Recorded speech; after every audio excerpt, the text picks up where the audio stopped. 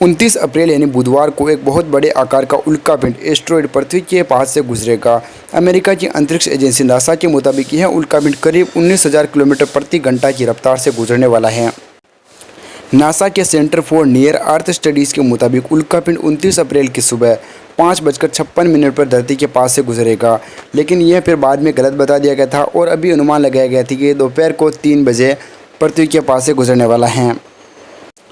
वैज्ञानिकों का यह कहना है कि किसी विशाल पर्वत के आकार का यह उल्कापिंड अगर यह पृथ्वी से टकरा जाए तो पूरी दुनिया को प्रभावित कर सकता है।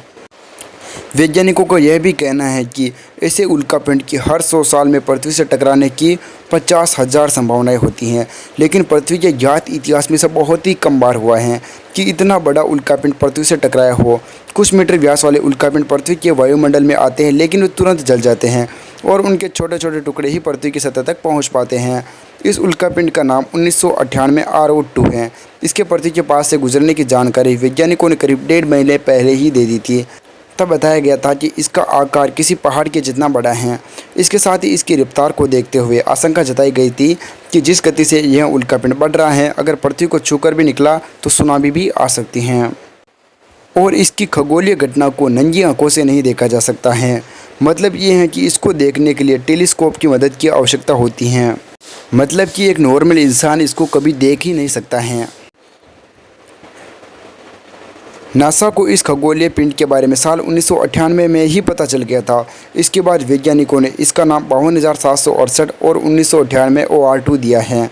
इसकी कक्षा चपटे आकार की है। 1998 से वैज्ञानिक इसका लगातार अध्ययन कर रहे हैं। लेकिन क्या दोस्तों आपको पता है कि इससे 3 साल पहले भी यह पृथ्वी के बेहद पास से निकला था शुद्ध ग्रह। पांडे के मुताबिक इससे पहले भी ऐसी स्थिति बनी है। अप्रैल 2017 में पृथ्वी के काफ़ी नज़दीक से एक शुद्ध ग्रह गुजर चुका है, इसलिए इसमें घबराने की कोई ज़रूरत नहीं है। हालांकि इस बार गुजरने वाला उल्कापिंड काफ़ी दूर से गुजर रहा है। आपको इससे घबराने की ज़रूरत इसलिए नहीं है क्योंकि जितनी पृथ्वी और चांद की दूरी है, यह उससे भी 16 गुना अधिक दूरी से गुजरने वाला है। मतलब कि पृथ्वी पर मौजूद किसी भी वस्तु का यह बाल भी बांका नहीं कर सकता है। ऐसे में इस समय पर आपको बिल्कुल भी नहीं घबराना है, लेकिन भविष्य में ये बहुत ज़्यादा खतरनाक साबित हो सकता है। चलिए वो जान लेते हैं कि क्यों।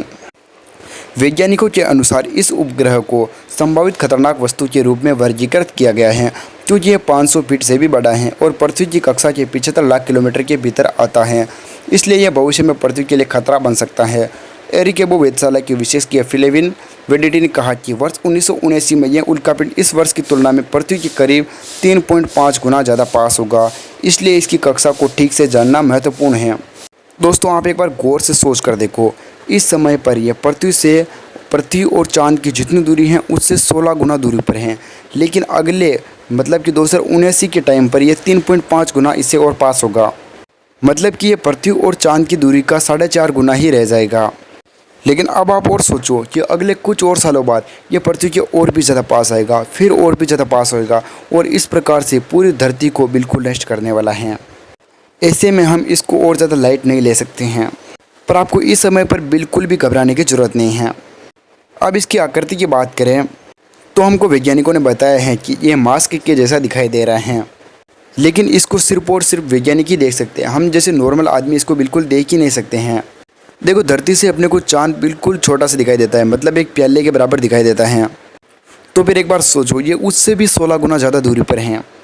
मतलब अब उस चाँद के भी अपने को 16 टुकड़े करने होंगे और इतने सारे टुकड़े करने के बाद ये बिल्कुल एक तारे के जितना रह जाता है या फिर इससे थोड़ा और ज़्यादा बड़ा रह जाता है। और इतना छोटा तो दोपहर के समय पर हमको वैसे भी नहीं दिखाई देगा। ऐसों में ये बात बिल्कुल साफ है कि ना तो हम इसको उस टाइम पर देख सकते हैं जब ये पृथ्वी से टकरा जाएगा और ना ही हम इसको अभी देख सकते हैं। इसको केवल वैज्ञानिक ही देख सकते हैं। गाइस उम्मीद है कि आपको वीडियो काफ़ी पसंद आया होगा। इस वीडियो को लाइक और शेयर करना बिल्कुल भी मत भूलिएगा और ऐसी और भी खबरें पाते रहने के लिए हमारे चैनल को सब्सक्राइब जरूर कीजिए।